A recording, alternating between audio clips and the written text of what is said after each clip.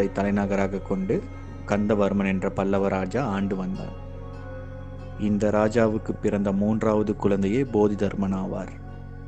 சிறு வயதிலேயே பல கலைகளை கற்று தேர்ச்சி பெற்ற போதிதர்மன் வளர வளர புத்த மத சிந்தனைகளால் ஈர்க்கப்பட்டார். பிறகு போதிதர்மன் புத்த துறவியாக மாறப்போவதாக தனது அப்பா பல்லவ ராஜாவான கந்தவர்மனிடம் கூறினான். இதனால் வருத்தமடைந்த போதிதர்மனின் அப்பா, ஏன் நீ மரணத்தை தேடி போகிறாய் என்று கேட்க, அதற்கு போதிதர்மன், நான் மரணத்தை நோக்கி போகவில்லை, மரணத்திற்கு அப்பால் உள்ள வாழ்க்கையை தேடி போகிறேன் என்று கூறுகிறார். அதற்கு கந்தவர்மன் தன்னிடம் இதற்கு பதிலில்லை என்று கூறி தனது மகனின் தேடலுக்கு வழிவிட்டு சென்றார்.